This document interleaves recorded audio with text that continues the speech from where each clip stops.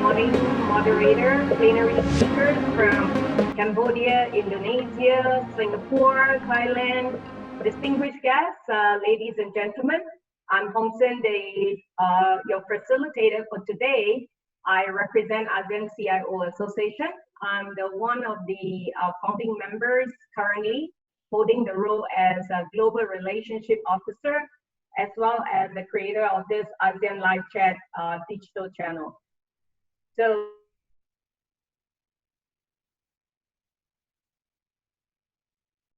when we are actually addressing the personal data about individual, all right, you have confirmed giving us the authorized and consent to process this personal data, where we talk about the purpose for which we collect and use your personal data. So ASEAN CIO Association is a non-profit organization founded in 2010, led by a pool of passionate CIOs with a vision to strengthen friendship, bonding, collaboration, and serving digital divide since the early ASEAN ICT Master Plan. So the first ASEAN ICT Master Plan 2015 identifies 6 strategic thrusts as key objectives, namely economic transformation, people empowerment and engagement, innovation, infrastructure development, human capital development, and bridging the digital divide. And ASEAN CIO, basically runs the annual ASEAN CIO Forum, and serves as one of the activities for regular information exchange, bridging towards digital and information divide. So this year, the 8th forum has been scheduled in Vietnam, Hanoi in July, but very likely we have to postpone it due to COVID situation. And there are other events and highlights that we actually have planned for this year, but most of it has postponed. Particularly, we have a CISO Forum, Hydroinformatics, touching on digital water, and also the Green Community Exchange. So let's get on to the key subject. As the uncertainty continues, ASEAN CIO Association, in alignment to collaborate and co-create with ASEAN CIO, we must rethink, reframe our engagement model. So to serve ASEAN digital development, addressing the digital divide to ASEAN CIOs and CXOs, we opened this whole new channel of communication via Zoom webinar. So today, we make a very conscious choice that COVID-19 should not cripple us. Rather, it is like an exam that we must take to treasure and value leading in across globally. So the debut of ASEAN CIO Live Chat digital channel is to continue our engagement to serve in crisis like this. So you get to observe why the digital community matters and how we continue to work across ASEAN or even globally. With that, we actually addresses 9 digital channels that focuses on business consulting, coaching channel, cybersecurity, which is what we are focusing today, city and urbanization, digital transformation channel, digital water. We're even going to touch on digital funding, green and sustainability, women and youth channel, which is one of the key as well. So from now to end of December, tentatively, there are already schedules set up every week. So if you'd like to receive some of this information, do send us the email. So public health and cybersecurity has been always a different topic, and has been approached in a very different angle in the past. But this whole entire belief, has changed totally when World Health Organization declared COVID-19 as pandemic. So the pandemic situation has forced organizations and individuals to embrace new practices due to the severity of the infection. Respective government globally has taken exercise to lock down and all action to control the spread. So a lot of industry like yours badly affected and disrupted. So the fear of COVID-19 taking lives leads to organizations starting to prepare their BCP for safety measures. So as organizations start to adopt BCP, the new norm for business to function by working from home has been in action since I think in the region it's like early March. And so with all these changes, many organizations are not ready for remote access. And on one hand, some prepare and exercise all standard operating procedure to run BCP, but many SMEs and some of the, I like to say that a lot of the SMEs and also some of the organizations are facing high risk of data breach while having to learn new business operations to all their critical systems. So today, our moderator, Karen Xiao, and plenary speaker will be having this dialogue and exchange with you on why cybersecurity becomes a major consideration. How do ASEAN businesses handle this pandemic challenge?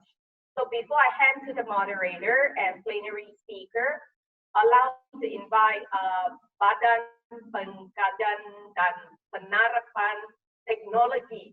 I'm trying to read in Indonesian. BPPT, Indonesia Chairman, Dr. Hamam Raiza, who runs also as ASEAN CIO Association Vice President, to say a few words. Dr. Hamam, please. All right.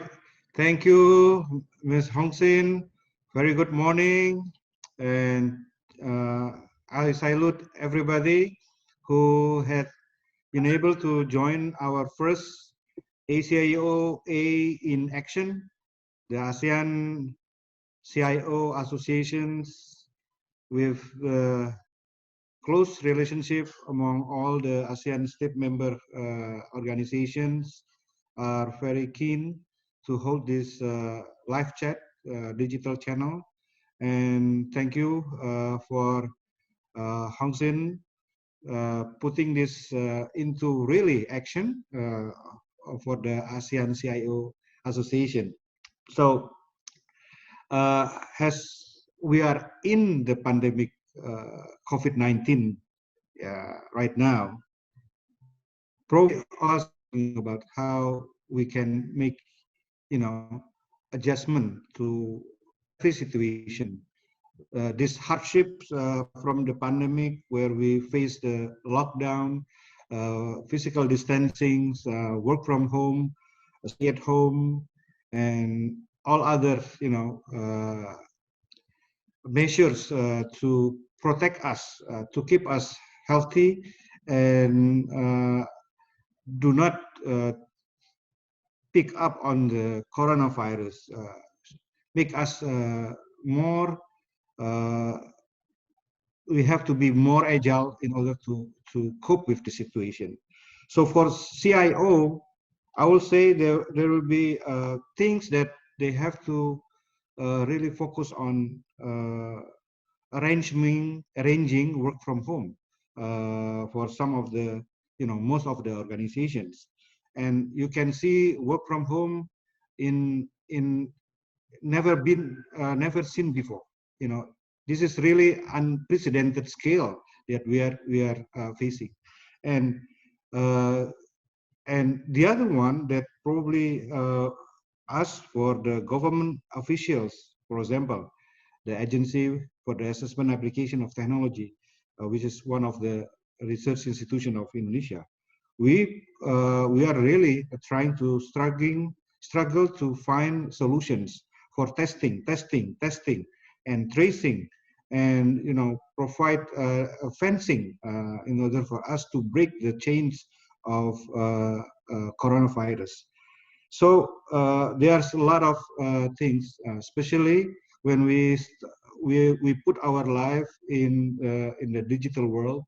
We do a lot of digital transformation, and this is where cybersecurity really comes into our perspective, not only as a concept, but it is really guarding us, in order for us to be productive in this hard time of COVID-19 pandemic.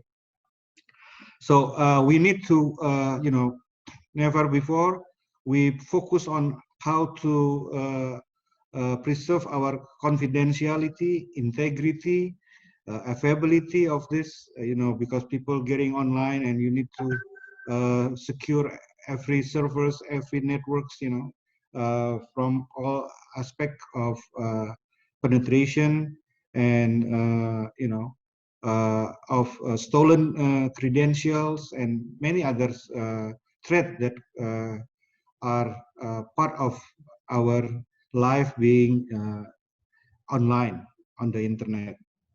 So at this time, I will really appreciate everybody to join in this discussion in this cybersecurity. Let's not forget, when we are online, all the information, all data, all your credentials are prone to be stolen. Just a few days ago, there is an impersonator, getting online, getting on my Facebook account, and and start asking for money, right? And it happens to everybody, not only for people, doing some fancy stuff on the internet, but also for people which is really working seriously using the internet. So thank you again for everybody, and thank you for the moderator, facilitator, all the speakers. It's great, and thank you for Hong Sin for putting this into place. Everybody, thank you, and have a good talk. Have a good discussion this morning. Thank you. Yeah. Thank you very much, Dr. Hamam, for sharing with us your perspective and view, and as well as experience as chairman of BPPT and also representing Indonesia.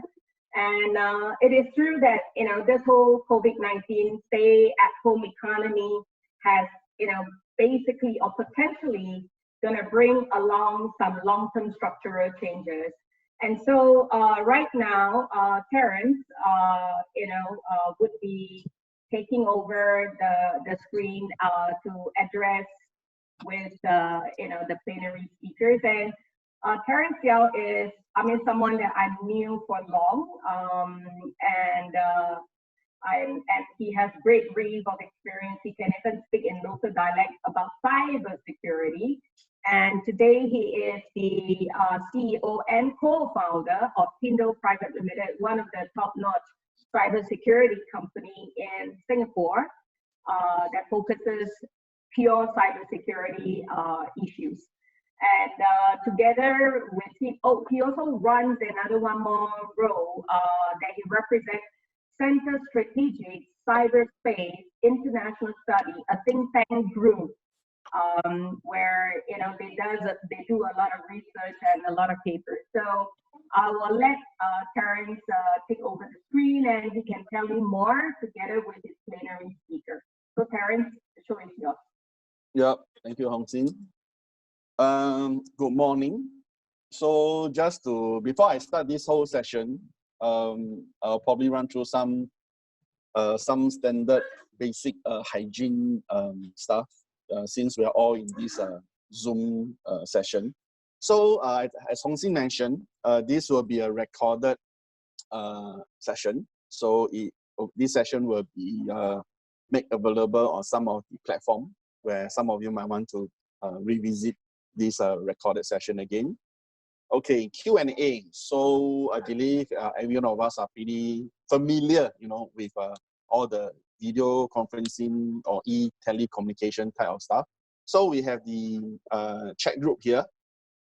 Currently, including the moderator, the speakers, everybody or us, we have about 48, which I think is very impressive. It's the first ever live chat that is hosted by ACIOA, which I think is, is very good. So during this session, please, if you have any questions, please, you can actually post in this group chat.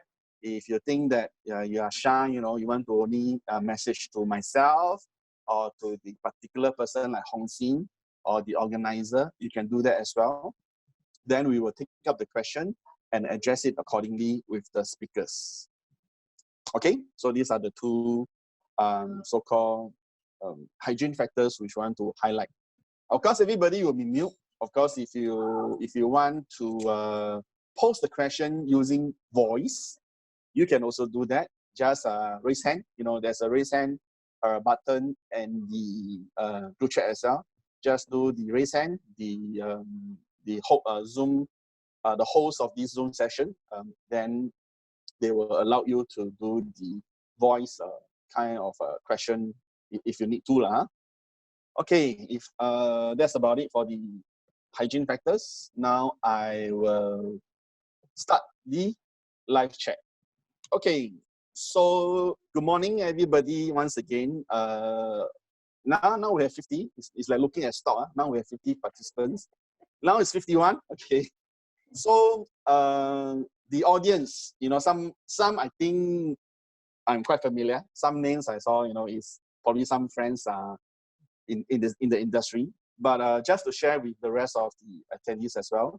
So we have all the participants from various. We have the Singapore people, we have people from Malaysia, Indonesia, Thailand, Philippines, and including Taiwan.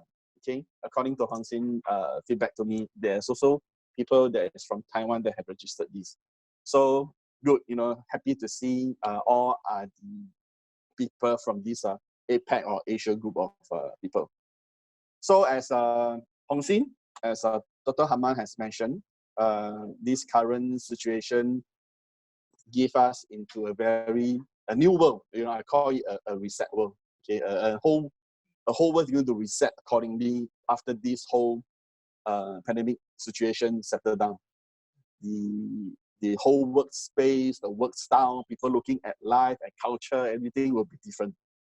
Okay, so today we have, I think it's a very good session for me as well. I thought it's interesting, as I mentioned to Hong Xin and the fellow speakers during our pre-warming type of session discussion with them. As all of you realize, we have four speakers, all from different countries. Okay, they are not all from Singapore or all from Indonesia, all this, but we have the respective speakers from Indonesia, Singapore, Cambodia, and Thailand. Okay. Nevertheless, I'll do the introduction of the name. Then the speakers will do their own introduction of what they do, how are they involved in their in-country type of association or activity. Okay, so I would like to introduce the first speaker. I go by alphabetical order in terms of country. Okay, so I start from Mr. Panarit from Cambodia. So, Mr. Panarit, do you please do a quick introduction of yourself? Yes, thank you, Terence. Yeah, my name is Panarit. I am from Cambodia. I'm the director of ICT Security Department, Ministry of Post and Telecom. Yeah, I am the former chief of National Cambodia Computer Emergency Response Team, and I have been involved in ICT sector since 2001 development in Cambodia so far.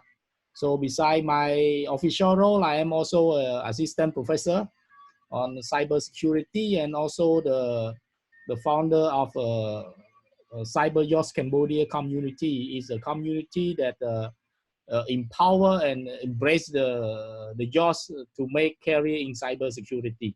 Yeah, just a short introduction of myself, and pleasure to be in this panelist. Yeah, thank you. Thank you. Thank you, sir. So now, after C will be I. Okay. So we have Dr. Rudy Lumanto from Indonesia. Pak, can you maybe do an introduction of yourself?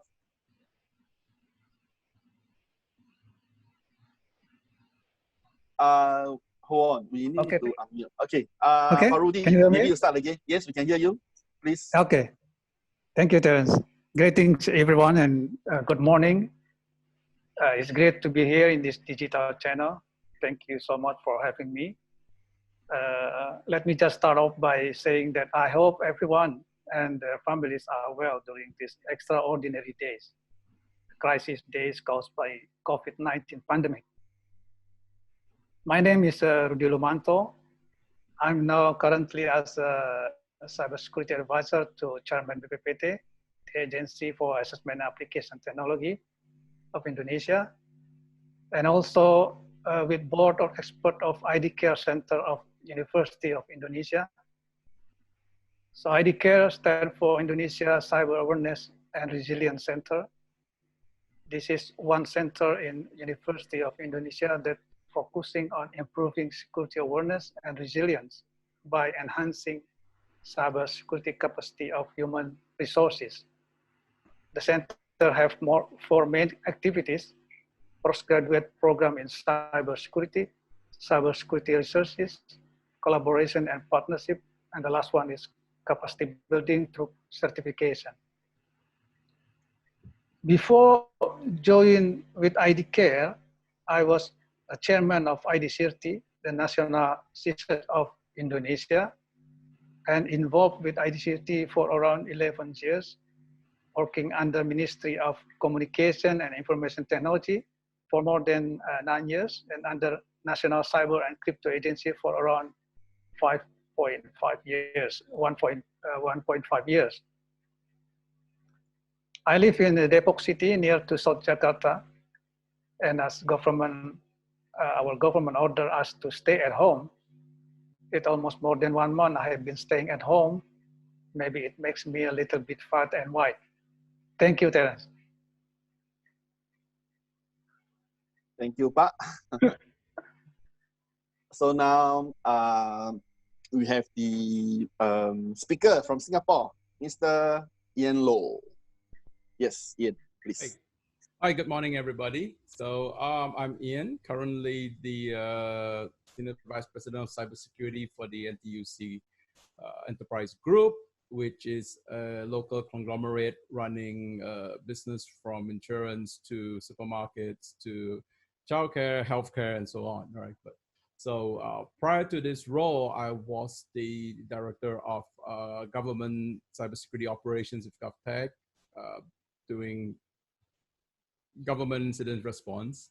And I'm also an adjunct fellow with the Singapore University of Technology and Design, teaching a series of cybersecurity classes from architecture to forensics, and so on. So hopefully we have a good sharing, and feel free to link up with me through LinkedIn after this if you want to have more personal discussions on the future of security in this region. Thank you. Thank you, Ian. So the last speaker, Dr. Kitty from Thailand. Dr. Kitty, please. Hi, everyone. I'm Kitty Kosavisut from, I am head of security management at Bangkok Bank, Thailand, and also the chairman of Thailand Banking Sector Cert. I'm working in the cybersecurity area for almost 20 years already. Nice to be here and very interesting, and looking forward talking to sharing with other panelists, and great to be here talking to very interesting topic today. Okay, thank you, Dr. Kitty. Okay, so as this like Dr. Rudy mentioned, crisis, we are currently in this crisis that I think none of us has the control over it. So, but instead, we probably have to think of ways to address how this world is changing. As I mentioned earlier on, it's a new world, waiting for us. It will probably become like a norm, or we call it normal, to work from home nowadays. And I believe everybody more or less are working from home now, right? Okay, so working from home, that's where this e-learning, e-conferencing, telecommunicating through all these different platforms becomes a very common platform for everybody, whether is it in the corporate world or even in the personal, normal people personal. We also start to have the virtual party, virtual gathering, virtual makan, virtual drinking, everything get together, So this became a very normal platform that everybody is using. Okay. So of course, when all this connection comes in, it's overwhelmed. There's so many connections currently on the in the world of internet, whether through the platform, through data, through voice, through video. So it became a very common usage by so many people now. Okay, so actually recently I was also being interviewed by the Chinese news in Singapore, okay, addressing this video conferencing security. So how do you think, this of course this is one of the first questions that I would like to get the views from the four speakers. Okay, so video conferencing is definitely one. Now, of course, working from home by people like us in the corporate world, we're all talking about secure access, remote access. Okay. Then, as I mentioned earlier on, the connections are now everywhere. So it exposed in a very high risk. The risk exposure now kind of elevated in terms of very high exposure, high risk exposure. So my first question to the fellow four speakers will be, so how do you think in terms of these, how do you want to view or address in terms of the video conferencing type of security? And also, how do we address this secure remote type of work access? Okay, maybe we can start off with, I'll just randomly start. Maybe let me start with Dr. Rudy. You can, sorry, maybe I want to put it this way. Since we have four speakers from 4 different countries, maybe you can share with us how your in-country, that means your own country, how do they view in terms of the questions that I posed? So for the first question for Dr. Rudy would be, how Indonesia is addressing this video conferencing type of security, secure remote access type of security. Yeah, Dr. Rudy, please. Thank you, Terence. Before answer that question, I think I would like to mention one thing that we have to remember in this cyber world. That is, bad guys always tend to go where the masses go. They're always lurking around us and waiting right moment to do their action. And if we think they will stand down for a while during this pandemic, then we are totally wrong. We can see these days that they are taking advantage in this situation. Number of cyber attacks is increased. There are a lot of phishing attacks using COVID-19 message, a lot of new malwares related to COVID-19, and even direct attack to the hospital. In the Epicentrum, Europe, in Spain, in 23 months, multiple hospitals in Spain hit by networker. The attachment name is coronavirus COVID-19.pbs. This is the kind of malware.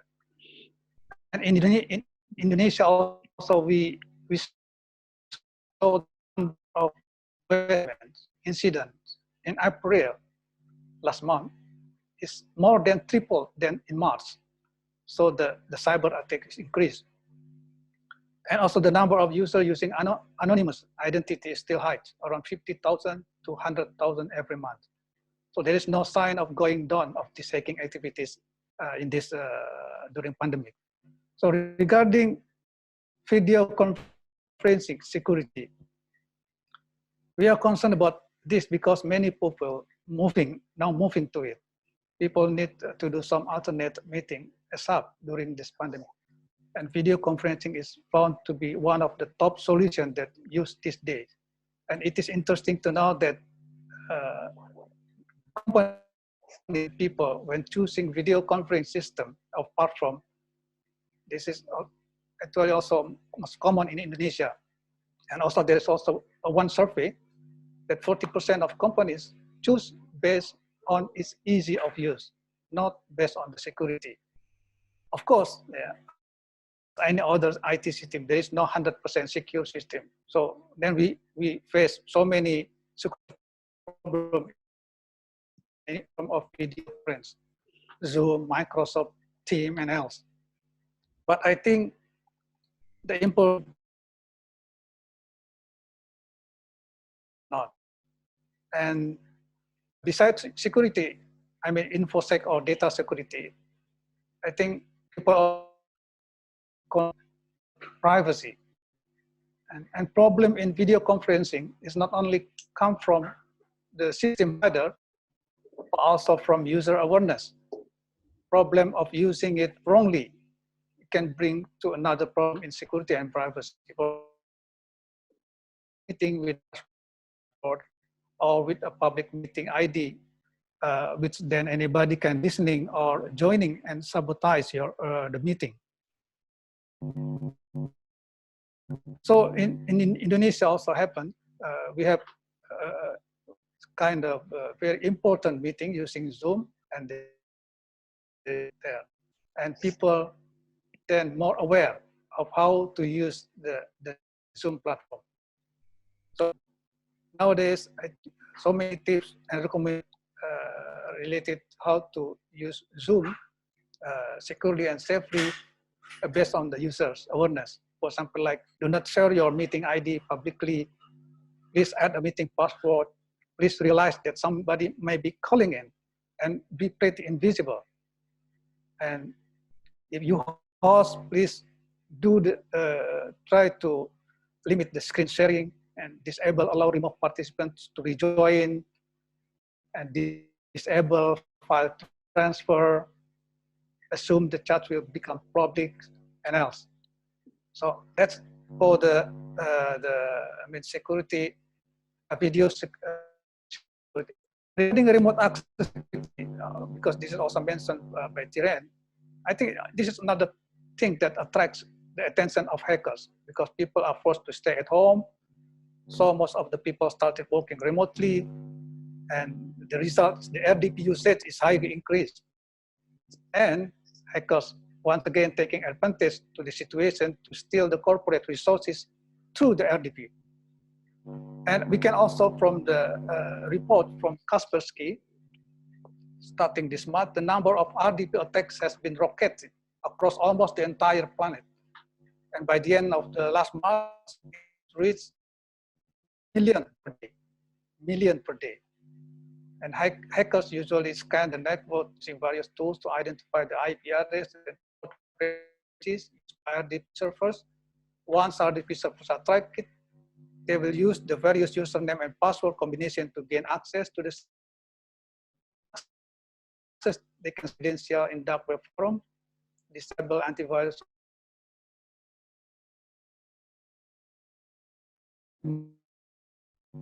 And again, because when we move into home, we are in the new, as meant by the less secure environments, but we have to do many things, including our daily job and daily works.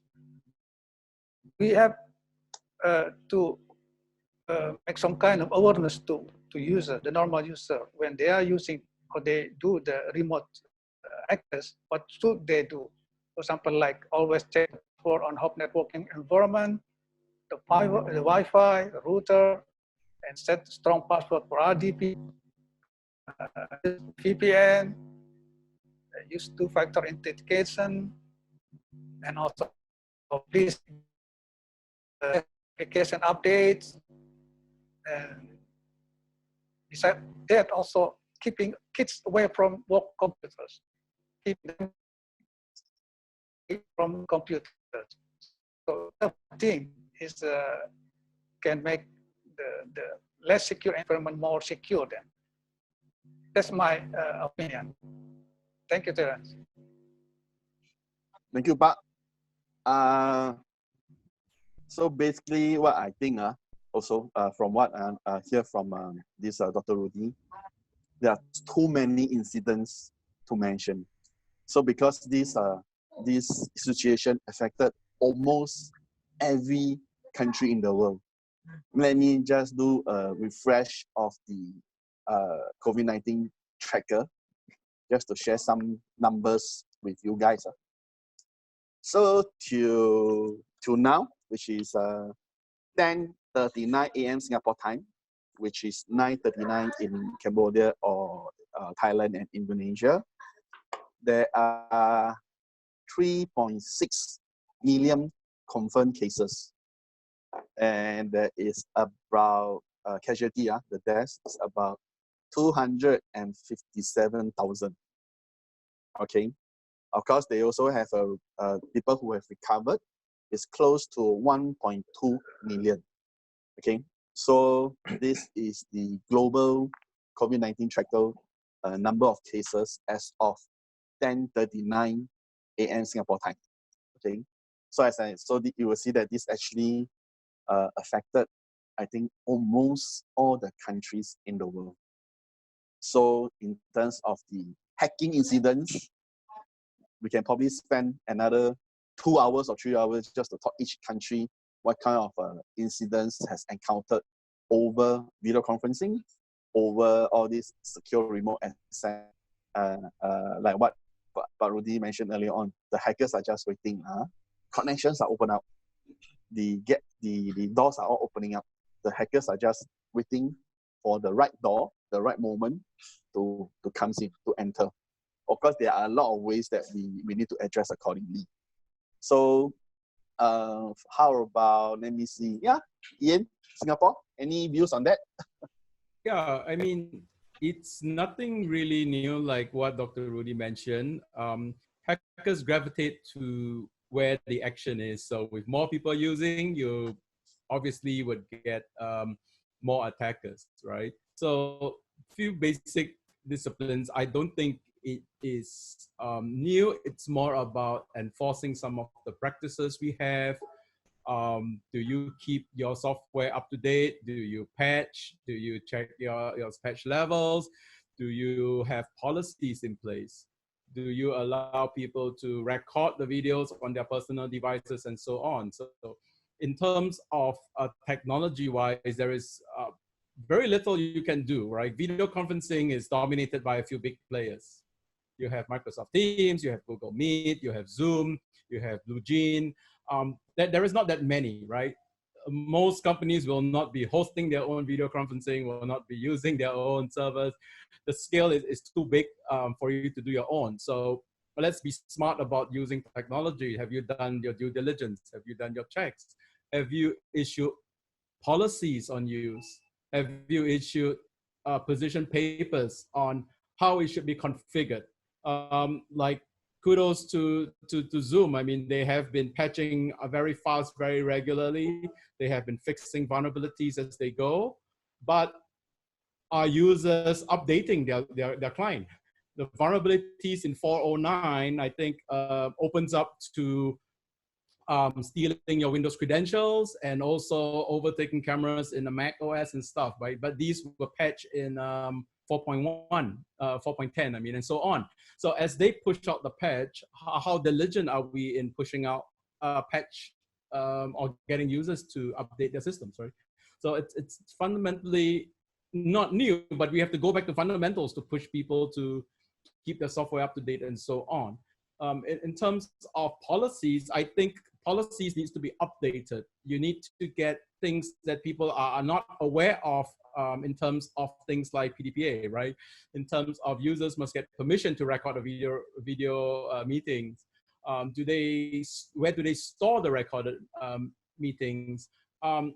Even physical, are the videos showing sensitive data on a whiteboard behind them and stuff, you know?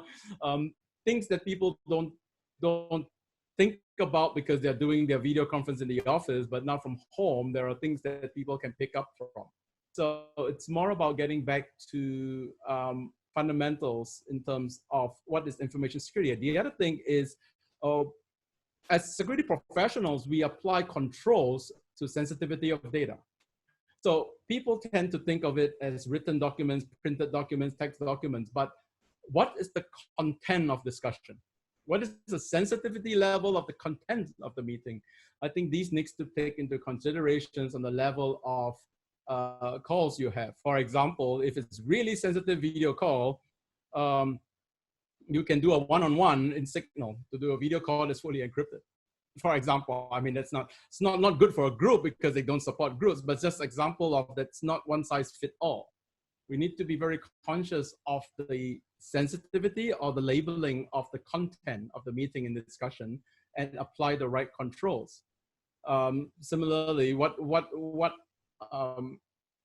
medium people use and how do they discuss is very important in terms of getting people to understand that it is not life as usual, obviously, and security of the home, right? Do they use their home computers? Is it secure? I think the push to moving more and more to a zero trust kind of design would help elevate a lot of these, because we really have no much control now when people are off the environment. Is their Wi-Fi secure? Are they using a good setup? Did they patch the firmware of their routers? And stuff like that. I just have to take a little more control. Now, how companies are dealing with it are very interesting. I've seen a few different, again, not all users are the same also, right? Different users have different needs when they do connectivity. If you're a privileged user, your job is to maintain the server rooms and stuff, you won't expect everybody to VPN because you will create choke points in your VPN appliance. One of the things that is very creative these days is making use of cheap fiber connections, at least in Singapore, to lead L2 connection specifically for people who work from home, so that they don't have to VPN in. They have a special SSID through a line which goes to a security stack, which can be controlled by the organizations, and give these people the speed they need to do their work, the connectivity they do their work, and to isolate it from the general traffic which the kids are using to stream, to play games and stuff like that. So there's a lot of new innovations coming up because of this, because there are needs we need to address.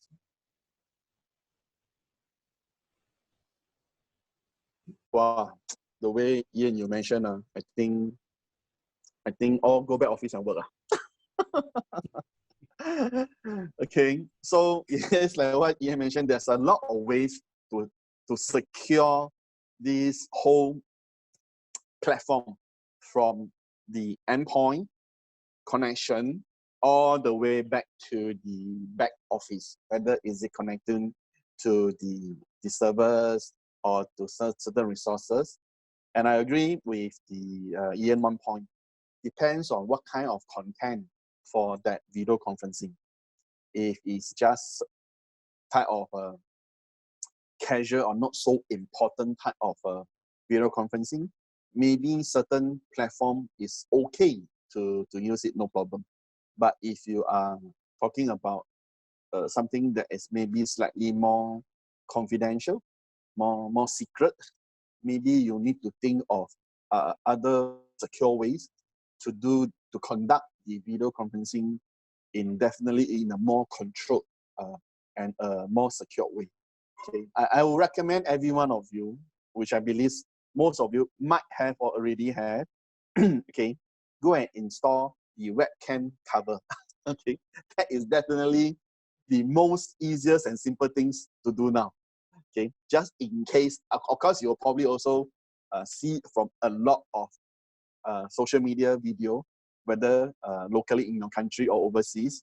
There are very interesting video conferencing video that has been published in the social media, where people attend the video conference in a very unique environment.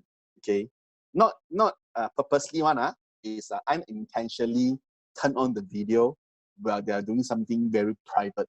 Okay, so the video images happen to publish in a not very right timing. Okay, so I recommend every users go and invest in a webcam cover. Okay, that's for the easiest, at least to start with.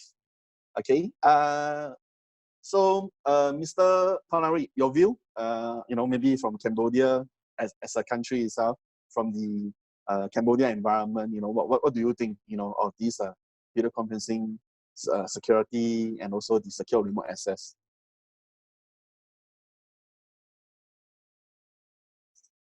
Can you hear me? Can you hear us? Thanks, Terence. Okay. Yeah. So yeah, I am agree with the other previous our speakers mentioned about is starting from the user to the technology policy to the back home. I talk in Cambodia case. For Cambodia's case, when the pandemic is starting and everyone is shocking and try to find a way how they can communicate connected when they are away from office, they think about usability. Yeah, they first they think about usability. They not think about security itself, because usability is make them can activate their work recovery, their work very fast. They don't need any engineers. They don't need any extra equipment or infrastructure that need to be set it up before they can connect back to each other, something like that. And mostly here we find out that especially the school, when they are not allowed to open it anymore, they choose the usability part. They do through Facebook, they do through Zoom, or they do through Google Hangout, some, and also some they do through chat messenger like Telegram, something like that. Yeah, they only think about how they can start it fast. And what the government concerned, we issue them, we warn them about the risk of remote working. We issue the guideline, we issue the policy for them to follow, something like that. And we also got a request to asking us, can you recommend, can you suggest which of the teleconference platform that are secure? Like you said, we recommend them that it's depending on how sensitivity of your contents, what you are talking about. You are talking about your private, your intellectual property. No, I recommend the enterprise one, the more secure one. You cannot use the public available that everyone use it the same as the other, because the bad guy will follow the one who are popular. So we just recommend them that, and they can find out themselves. And we recommend them especially to have a monitoring policy, something like that. Who connected back to your office, you need to monitor it very carefully, all of this. And educate your peoples about phishing attack, like the other speaker mentioned about. We only do that way that we can empower them to work with confidence that they are not exposed 100% to the risk. So at least they minimize it to some certain level, that they comfortable to talk and to work remotely. Yeah, that's it for my sharing. okay. Usability. I think user education. Okay, user education will be very important. Later, I will talk a little bit about all these user education. So I always tell the more senior people, senior in terms of certain age, okay, who are not very well versed into technology. They always say, they will probably ask me whether it's my parents or my relative will say, so how to ensure I will not get hacked, how to ensure I don't get all these scams. So I will always tell them, don't get connected, lor. Use public phone, don't use handphone, lor. Turn off all the data, all this, lor. Just use a normal phone.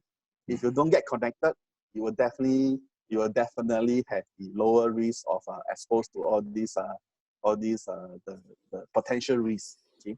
If you want to get connected, definitely there is a certain exposure.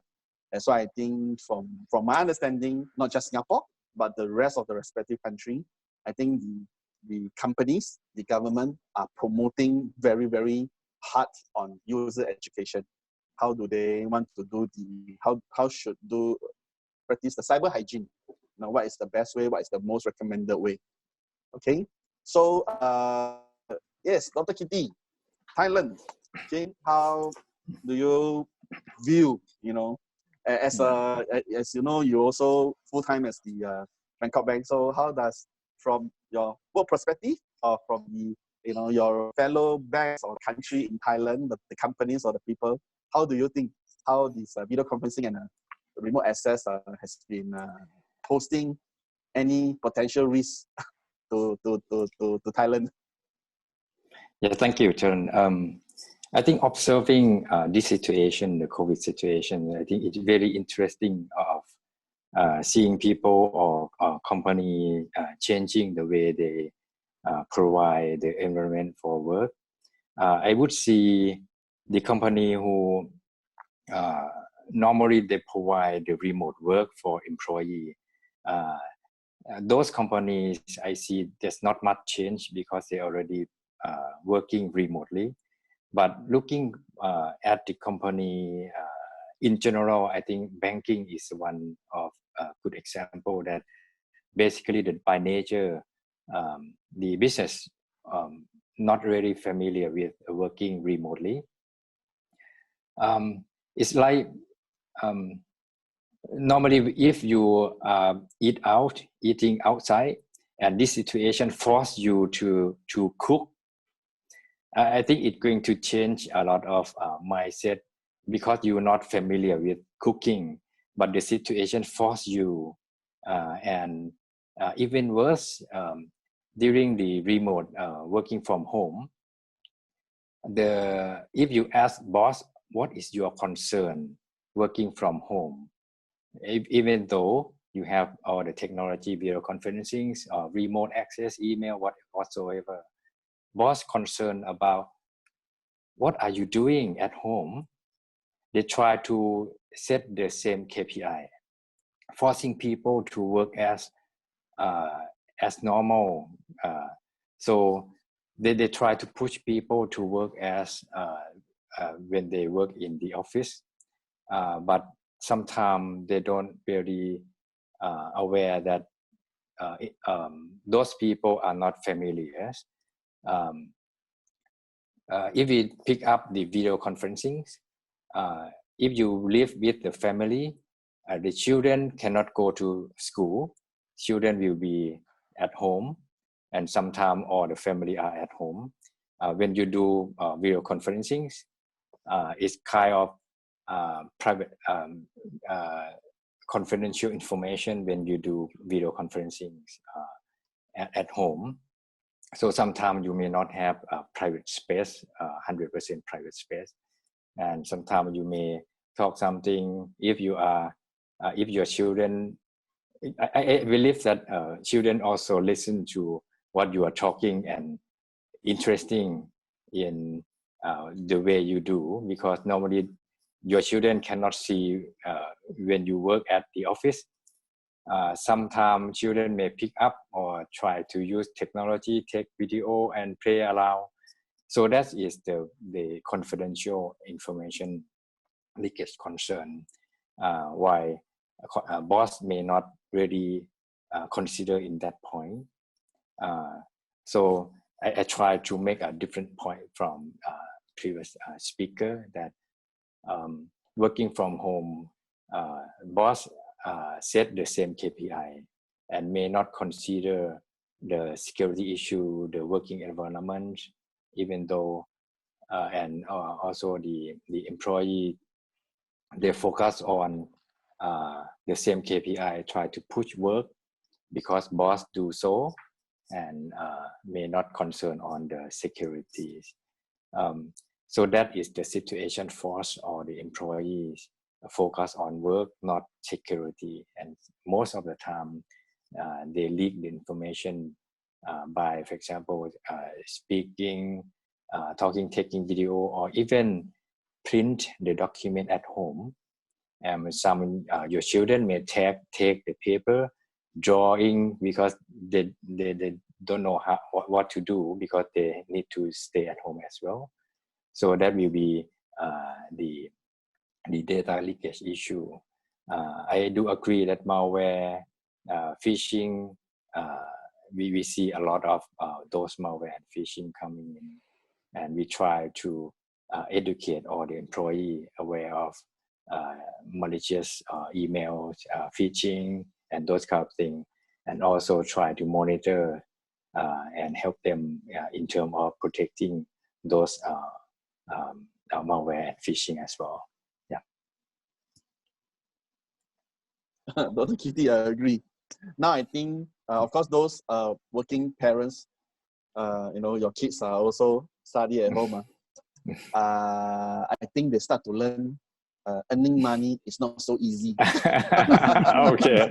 Yeah. Yeah, they will see every one of us, of course, because I think most of the countries in ASEAN, in Asia, the kids are also now home-based, right? They are not going to school. They're also home-based learning. Then they'll see the papa or the mommy, doing all the video conference, sending all the WebEx, all these, talking certain terms. Of course, for all of us who are using all the cyber security terms, I will share the kids will start to say, oh, so this is what their parents are doing. The terms, whether is it remote access, malware, all this. I think they start to learn that. Oh, so this is what their parents are doing, or maybe even the other half, whether is it your partner, your wife, or your husband, or whoever staying in the same household, they will start to maybe understand. Oh, so this is what we are doing. Even your domestic helper, maybe he will also say, oh, so boss and miss and missus, this is what they do in the working world. Yeah. Yeah, you want to go, because my kid also start to use some terms that I have been using for the past one month plus at home. Oh, okay. Okay, good. So thank you for the four speakers addressing my first little standard question that a lot of people has been asking. Even in the Singapore TV media, they are all talking about all this video conferencing and remote access. Okay, so I think we do agree during this period is really putting a very heavy real test on the ICT infrastructure, whether from the national level or coming to individual level, home level, company level. So I will focus more in terms of the, addressing enterprise work, or maybe if some of you are working for the government in your in-country. So you will realize that in certain situation, currently, especially now, certain situation, it's not clearly actually stated in our BCP plan. Because I think, at least for what I understand from my environment, from my client, from friends, all these, some of the companies, their BCP has not really stated certain situation, okay, but apparently currently is now happening currently now. So when a certain situation is not clearly, or a certain action is not clearly identified in the BCP, of course, immediate decisions needs to be made, whether by the management or even by the four speakers, which is carry the C-level type of portfolio. Okay, so maybe I would like to start with Ian Low. So when something is not defined clearly in a certain BCP plan, but it's related to ICT infrastructure, and you need to make certain immediate decision, how will you tackle this kind of use case? Sure. So there are a few things to think about in such situation. What it has uncovered is probably the lack of scenario playing. Most traditional risk management has not been updated for years. So one of the things that I'm trying to promote, especially through education, through forums, through classes, is the idea of doing proper threat modeling, right? Via more comprehensive threat modeling. Threat modeling can also cover things not just as system outage, but also environmental, earthquake, floods, and stuff like that, to really plan for the different scenarios. I mean, obviously, you still have to do the probability assessment and stuff like that, but still, for completeness, I think a proper threat modeling exercise is there. Second of all, there are things that were unforeseen in terms of, for example, because I take care of supermarkets and stuff, right? There's such thing as panic buying and stuff like that. Things that you never seen. Your projection of growth is suddenly a 2-year growth is in 2 weeks, right? Because everybody's doing everything online now, right? All the online business, look at all the business that what people plan for 2 years is probably 2 days now. So go back to basics, right? Performance engineering is not something new. It's a long established role, but over the years, people have started to downplay the need for such role to fix on scalability, to fix on security, you know, to really look at how do we squeeze the best performance, best scalability, growth type of auto growth rate type of design, right? And nothing is infinite. So one of the things that we all need to do also clearly is to establish what is the breaking point of the current design. Even with all the best auto scaling and stuff, there is a breaking point. And if you know the breaking point, you can do advanced monitoring, you know, partner with good monitoring, you can at least have better runway to take corrective actions and mitigation controls. So again, I'm a big proponent of back to fundamentals. A lot of things we preach, but we need people to follow. Go back to planning, go back to knowing the limits, go back to controls. Another idea is because of the speed of recovery, I think we all have to adopt agile methodology, not just in development, but also in ways that we do security checks, security controls, right? Nobody's going to wait for you. Business have to go on. So one of the things I've been pushing very hard is things like agile pen tests. Can we adopt agile methodology, break into sprints to do pen tests and move on, rather than waterfall and wait for applications to be redesigned and then do a pen test? No, nobody can wait for you these days. So as security, from a security perspective, we all need to be enablers, need to be partners with the business, and really need to adopt agile methods in how we do security checks, design, compliance, and revisit. Not everything is 100%. We do 80%, 70%, bigger chunks, work in sprints, start doing iterative cycles, and get the end goal in mind, but not stick to a very strict waterfall process. I think these are important things on how to handle change in environment. BCP will change because environment change.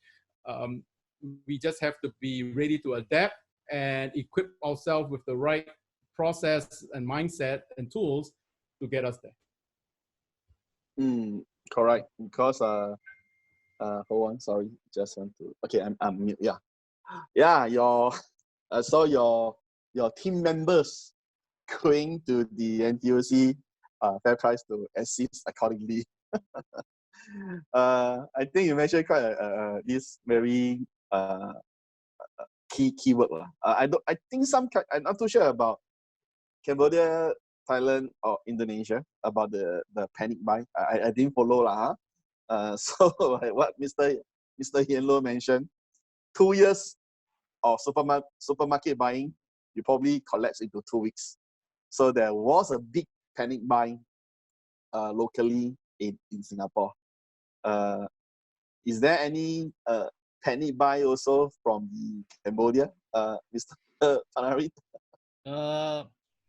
Actually, we don't get a strong panic buy. Maybe I can tell, I can say it's low. It's low panics, Okay. but Okay. suddenly it's gone. It not elevate to the medium and higher panic, something like that. Yeah, not much case about that. Okay. Okay. So come back to the question which I posed to Mr. Ian Low and the rest of the speakers. So so from this your personal type of views, so as I mentioned, certain process procedures are not clearly stated in the BCP. So and how do you handle such an environment where you need to make immediate decision? You know, Cambodia, I can say we are lucky because we can see the problem that happening around us before it's coming to us. Yeah. So for in case we look for Thailand, for example, is a case that we saw is happening around in plan back in January, you know. So starting from January, we look back to the BCP already. In BCP plan, we don't have this kind of COVID stuff, but suddenly we heard the news. It's lockdown. It's panic buying and everything. So in terms of the industry, they start to preparing on the spot. So starting from January, they designing their PCP for the case like Thailand, for example, for the case like Thailand, because they lock down and everything, because Cambodia not yet locked down. So we design BCP already in January and February. so in case we are locked down, I think industry here, they very better in terms of preparation, what the action have taken. But what is the concern here, problem here right now is the SME itself. Most of the SMEs now, they are crying. So because the business is going to be, I can say, it's be bankrupt because of the regional effect. No movement, and people don't go to market for shopping anymore. They just go for daily grocery stuff, food, eating only. They don't buy clothes, they don't buy shoes, they don't buy everything. That affect the social activity, you know. That is, if we can say, it is the government by BCP. Government by BCP. So the government need to find out how to deal with it, and Cambodia government is putting a lot of funding to support the SME, to support the bank itself, asking inject the money and to declare suspension of the it's called maybe interest rate, or don't the place that that rental, please cut down the cost, cut down the fee to very lower, because everyone affected. Those are the government BCP, right? Yeah, something like that. Yeah, but for industry, I said in the corporate world, they have very good BCP plan. But for the SME, they are dying. Yeah, something like that. Yeah, True, that's true. for Cambodia case. Yeah, for you. Yes. Okay.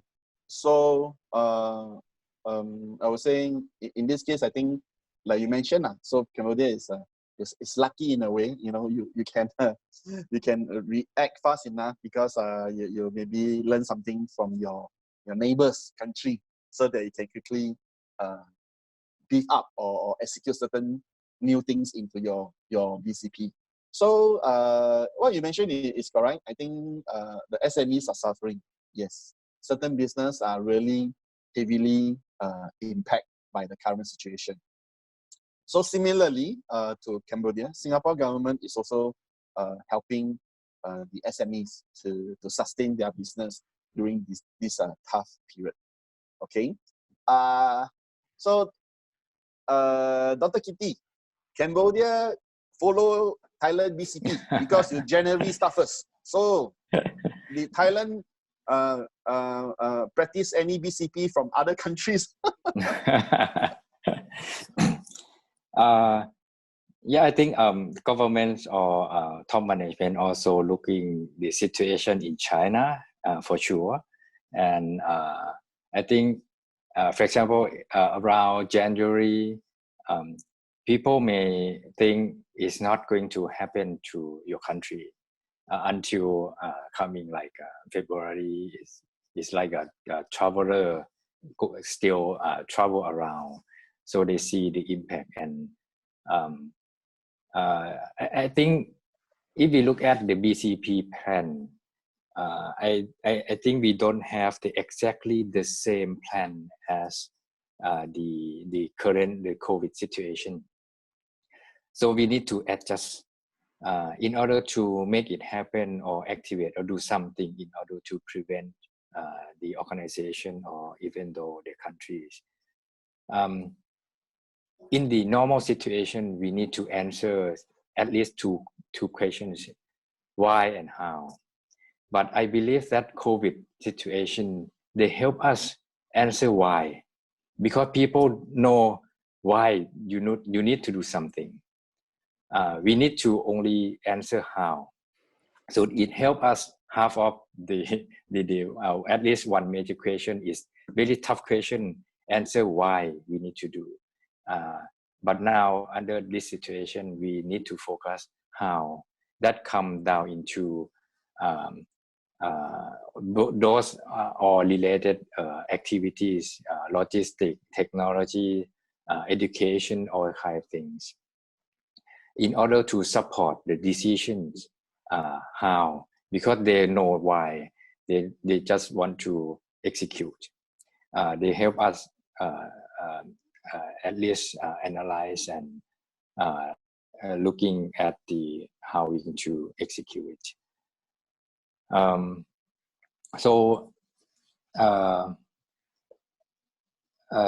it comes to the not the dilemma, but because the COVID situation, no one knows what is going to be next, what the situation going to change, how we to handle during the process of decision process of how we to do. We need to build and educate them in terms of, if we look at the term of security, is resilience. We need to fix this. We need to make it happen, and then and adapt according to the situation. That is the main the plan and approach we're going to do under these situations.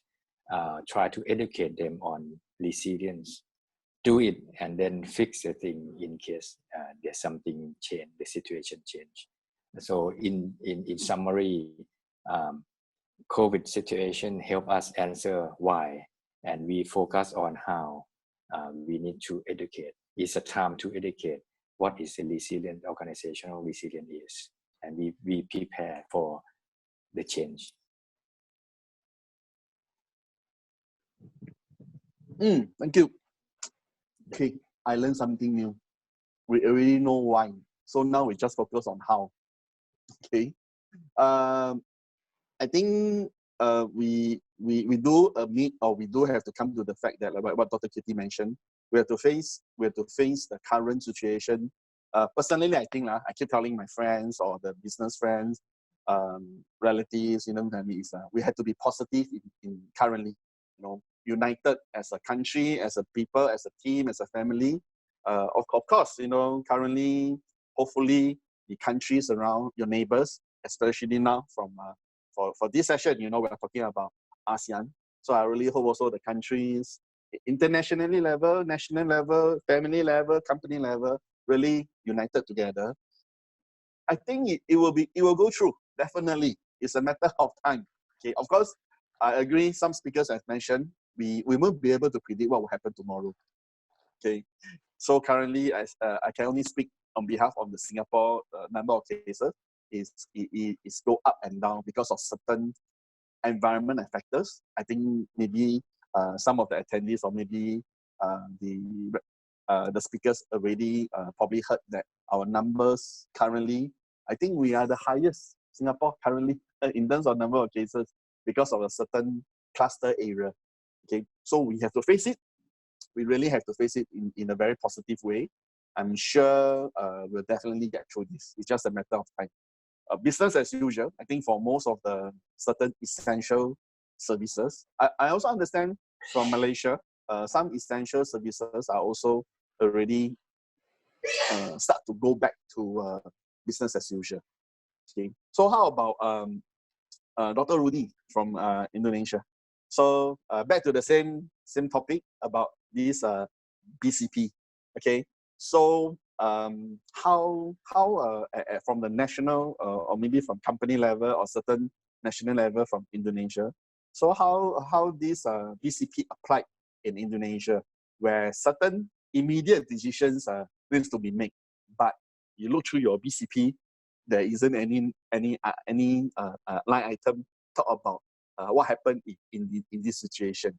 So for Dr. Rudy, if you have this situation, you know, what do you think? What would be the best way to make a decision under this kind of situation or environment? Okay, Terence, thank you. I think the situations, the COVID-19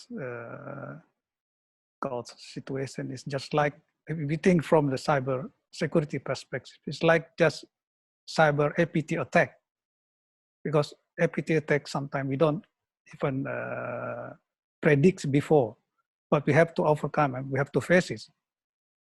And of course, we need to adjust quickly to survive and to keep the operations running. So I think a lot of adjustment. And those who really prepare for the APT attack, they can, of course, survive faster and they can overcome faster. So for the pandemic cases, it's really depend on the first, of course, from the government, how fast they declare the situations about the, like the emergency situation. The faster the government declare the situation, the business will then follow the preparation. Maybe it will be better preparations. But the business, because they see around the globe and also the neighbor, maybe they already do some preparation before the declaration from the government. So in some case, some business already prepare for the situations, and that's the first part. The second part is there's also some business that usually do or train for the unpredicted event. So that kind of business that usually, like we always say, doing cyber drill or cyber data or cyber exercise, then they have a little bit more power to survive or to face it. And then they just need a little time to adjust. Yeah, because in these situations, we have to adjust again and to evaluate again based on the risk, the priority, and how to make some kind of balance, and how we survive, and then we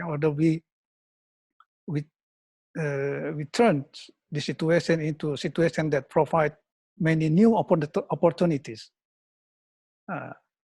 It is also happening in Indonesia. Everybody now also trying to look over again how some business survive when they faces the big financial crisis in 2007. And they adjust the strategy and trying also included the BCP strategy, adjust again so they can face the situation. That's my opinion. Okay, thank you. I think after this whole situation in the journey of hopefully coming to the end of this situation, the journey, I learned something. You know, your BCP plan, the basic one, must definitely be there. I won't be able to address the SME. I think SME is very dynamic. They are now struggling for survival. But from the respective national level, company level, the BCP is definitely a must. Okay, whether how heavy, how light, I think this is subjective to the nature of the business of the companies. But BCP definitely a must. Okay, but currently, like what Dr. Kitty mentioned, we won't be able to predict what will happen next. Okay, because we are now living in a current situation where the environments, not just your in-country, but neighbors, the international trade partners, all these, they are also, you know, in a situation where they don't know what to do now. Everybody is trying to patch accordingly. Okay, so it's just like, for example, if Singapore say, okay, now we are no problem. Okay, but there's nowhere that we can go. I give you a very example. So my kids was asking, so okay, so what are we going to go for holiday at the end of this year?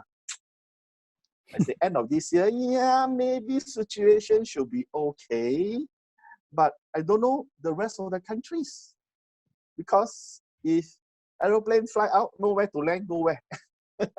Okay, so it's really the whole world. The whole world really need to unite together and see how we want to address. Because traveling now is a no-no. I believe for our neighbors countries, whether is it Thailand or this Cambodia or Indonesia, I think traveling now is very hard. It's very hard. Singapore to travel out, coming, all these are very hard. So I don't have an answer for my kids. I say, oh, let's see what happened to Singapore plus our neighbors. Okay, then we'll know what to do. That's why I also keep another question is I keep telling my team of people, okay, we need to have a very baseline of BCP. What to do? Who are the important people, key important people, especially certain role that they need to ensure there is minimum impact to the business. Because I'm the business owner, so I need to ensure whatever team they do, whatever, and I need to serve my customers. So whatever customers that are running very essential services to the public, I also need to ensure I continue to support my customers at minimum impact, at no impact actually, at no impact, so that the whole Singapore, including neighbors, countries, we still proceed as it is. We still have continue certain activity and business, but in a lockdown controlled environment. Okay. I have a first question, not from the board. Let me see. Not from the group, not from this chat box, but it's a WhatsApp message to me. Go on. Let me take a look. This is a question. Oh, okay. Related to my initial topic, education. Okay. So the question is something like this. We all know that user education is important, especially now in the current COVID-19. So what do you think will be the best effective way to educate our office user? Okay. Let me repeat okay, so that the speakers will be able to give some pointers.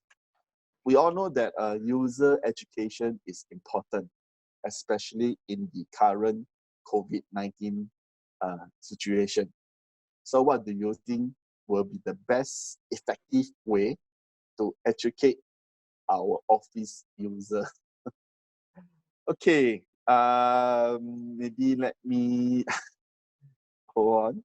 Let me let me capture the question. I just want to record so that I can keep it as a record. Okay, maybe I start with sorry. Anybody? Yes, please. Yeah, so I actually have a dedicated function in my organization for training and awareness, right? So one thing to really clear, there is no one size fit all. We have different class of workers. We have general office workers, we have IT workers, we have developers. They're all really different class of users. If you try to use the same training approach to all, it's going to fail it might work for one group, it's going to fail for the other group, right? Because the level is different. So you've got to be very clear on the demographic. There's no magic bullet for training. The key is it has to match the target demographic. So I have extreme end of the spectrum from R&D, data scientists, all the way down to people stocking supermarket shelves, right? Or even healthcare workers and nurses, right? It's very different levels. So I think the programs need to be targeted. What I mean targeted is also not just job scope, but also age demographic. As you know, the younger you go, the shorter your attention span. So a 10-minute video might work for older group of target audience, but you need 1-minute videos for the young generation, right?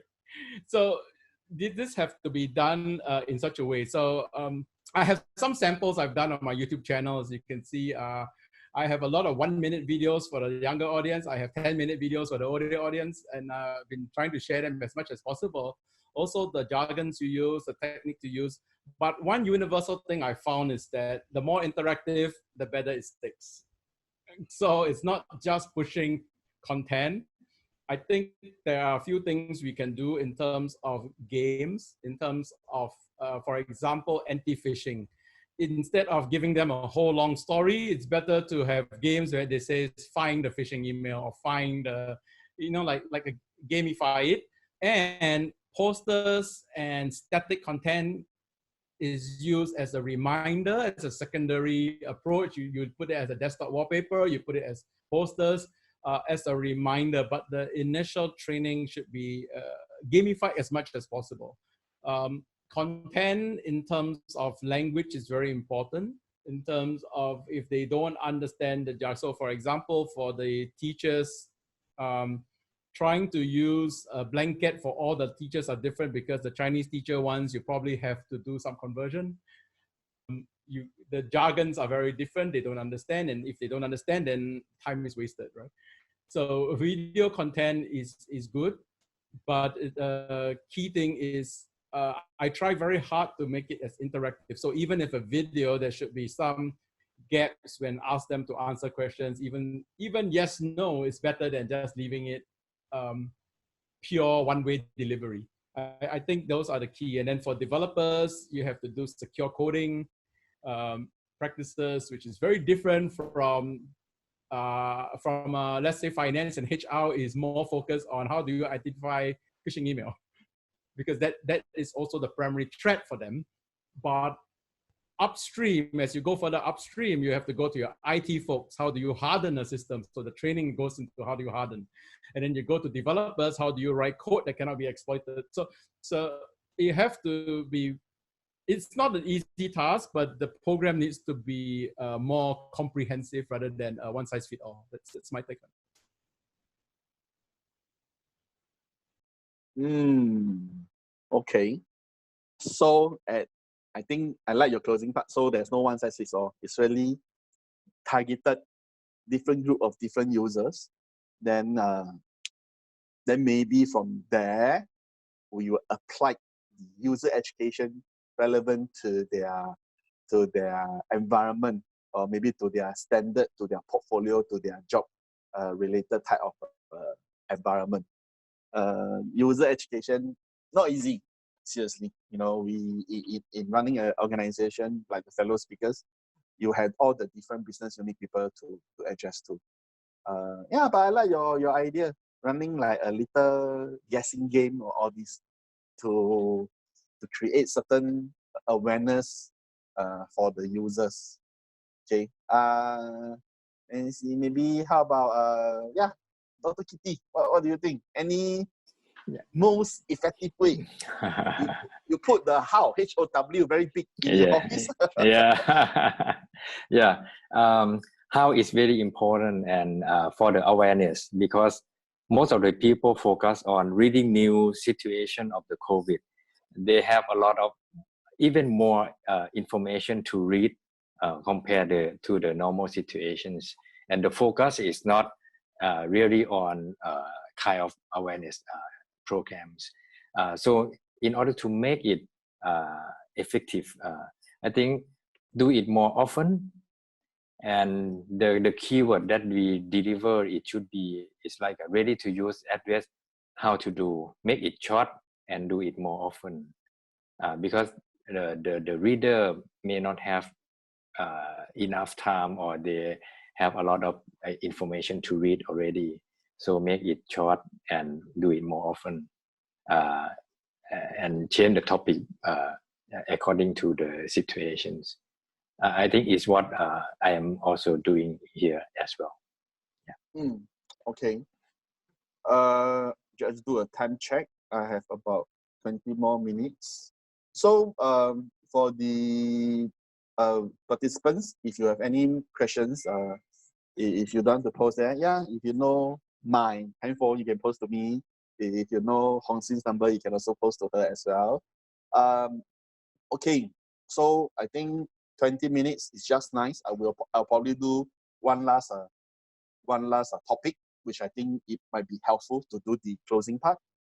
Okay, currently we are all in like this current situation. You know, we won't be able to predict what will happen next all this Okay, so what will happen? You know, from the four speakers, I will start shortly. What will happen after this? You know, by default, everybody will be, you know, continue to work from home. It will be a norm.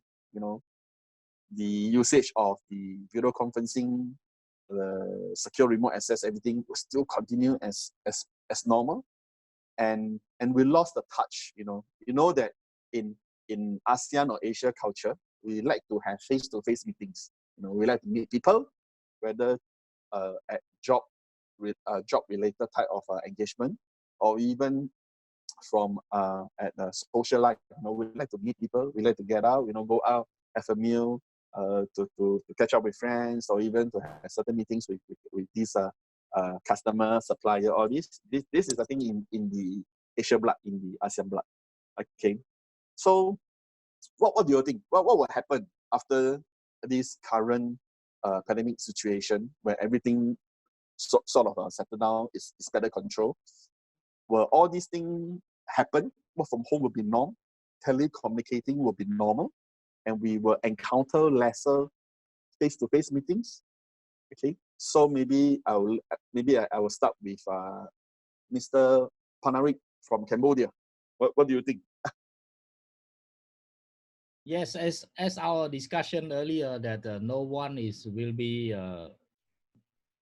predicts what will happen next, but for the concern of the security that we raised up so far, from the process to the people to technology, when the people away from the office, I think after that, people still will be going back to the office in terms of security process, control in place, that inside one country. But in terms of cross border to the other country, like meeting with client with another country or whatever, I think they will try to reduce it down at the moment. They might do through teleconference mostly, if they need to travel abroad. But for inside the country itself, they still prefer go to office and work together, talk and chit chat like that.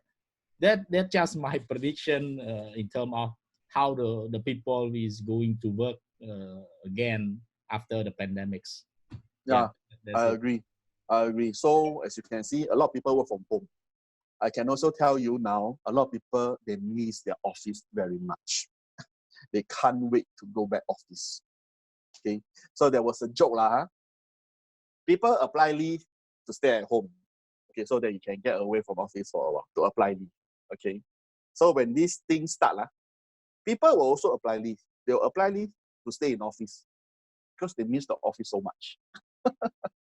Okay, so yeah, you know, it's the other way around. I can tell you a lot of people are okay. Traveling, yes, is one thing. You know, I think I'm coming from cybersecurity perspective. so I'm more familiar with this part. There are a lot of people who travel quite a fair bit in the Asia Pacific or in ASEAN to deal with certain business engagement. So they do a lot of traveling.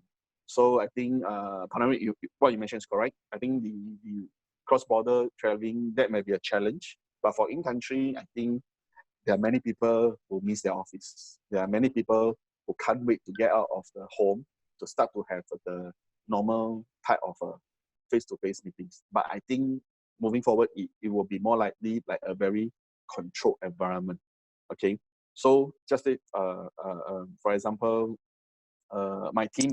So my team, currently we have a team of engineers who can continue to go back office to do some support, to do some support. But within the office, they have to sit in this distance, in a certain distance, safe distancing. So you have to do in a way that people have to sit in a certain distance to have better control. Okay, so can you imagine? I was just thinking, can you imagine if your office is already so small, and you still have to sit distancing?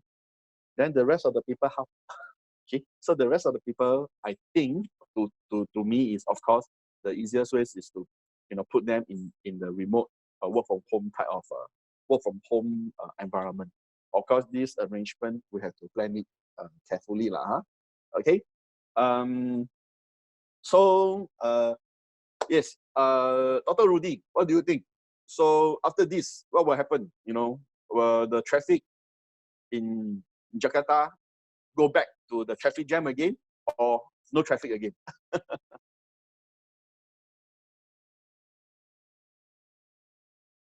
And Dr. Rudy, can you hear me? Can you hear us? Okay. So that's what do you think after this? Yes. that's the difficult question about the traffic. Okay. But of course, we cannot predict also when this pandemic will end. This is also based on how long we will stay in this situation. The longer we stay, I think it will make some kind of habit, or we are used to do remotely, and this will become the new normal, I think. Yeah? Because for example, before IT people believe that IT makes our jobs more effective, especially in the place where traffic is very bad, like you mentioned. Work remotely from home is one solution to work our time.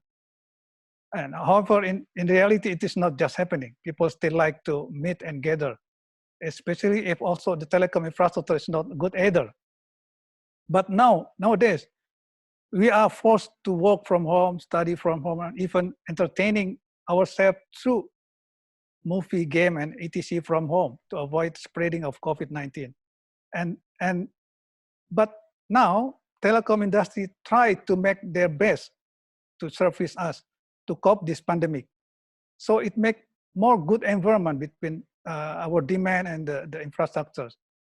And soon, more people will see and realize how effective their work than before.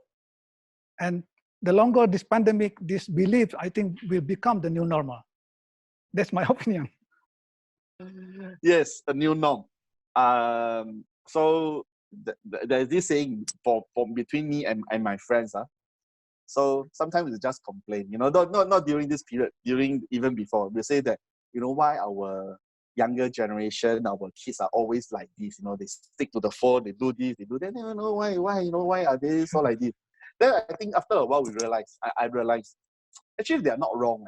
They are correct actually, because it's the norm, it's the new norm, the new generation normal thing. So actually, it's me that I have not transformed. I need to transform in a way to understand the younger generation new norm. So I can't keep blaming certain people saying that, no, this is not the right way actually. But actually, they are living in the right way, because this is how the new generation, the new norm starts this way. Yeah. So people like, maybe some of you are also pretty senior. So we had to transform in a way to fit, to go, to map into their new norm as well. So this addresses what I think Dr. Rudy, you mentioned. It will be a new norm. As I start with the initial kickoff introduction, this is definitely a whole new world is waiting for us. Okay, it will be a new, it will be totally, everything will be different from workspace, from personal life. I can tell you, it's interesting in a way. It's interesting. So working from home, you might even work harder from home. Okay, a lot of people is saying that working from home it's even easier. You know, you keep listening phone, everything, meeting. You know, it's so convenient. Your respective colleagues will just contact you. Your supplier, customers will just, they think that anyway you're at home. You know, where are you going? You know, you can't go out. Okay, because it's a lockdown situation. Then your calls and calls. You know, you hardly use earpiece so many times. I can tell you, hardly. Not usually use earpiece. But during this period, wow, all your earpiece, your headphone are put in good use. Okay, time check 11:52, which is 10:52 back in the Thailand country. Okay, I think I'll probably end the session here. I think I will let Hong Sin to take over. So, but first of all, thank you so much for the 4 speakers. I think it's very nice. We hear from the respective ASEAN countries' representative. Seriously, I think this is very, very interesting because it comes from different countries. The people, 4 of you, the feedback. I have attended other webinars as well. Usually, the fellow speakers is not so dynamic. Usually, more or less are from certain same country lah. Okay, but I think thanks to ACIOA, thanks to Hong Sin for getting 4 different country speakers get together, and also my pleasure and honor to talk to the 4 of you. Okay, if not, Hong Sin, I hand it over to you to do the closing. Thank you very Thank you. much. I think it's a very interesting exchange, and I believe the attendees have also learned tremendous from the sharing from different perspectives, country experience. And what is very, very key is that this session is really meant to be informal, yet getting the plenary speakers to share their experience and having the right moderator to actually share, have the moderator to lead the conversation through the experience. And Terence, thanks for the good sense of humor.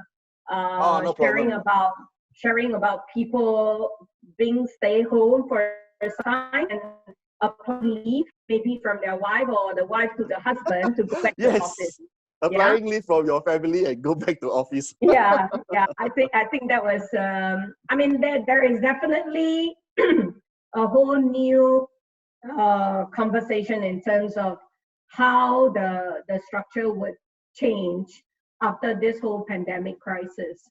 And truly, we do not know when, and therefore, I hear a lot from the plenary speakers as well, saying about adaptability, justification, creating the new norms, inserting refresh BCP policies.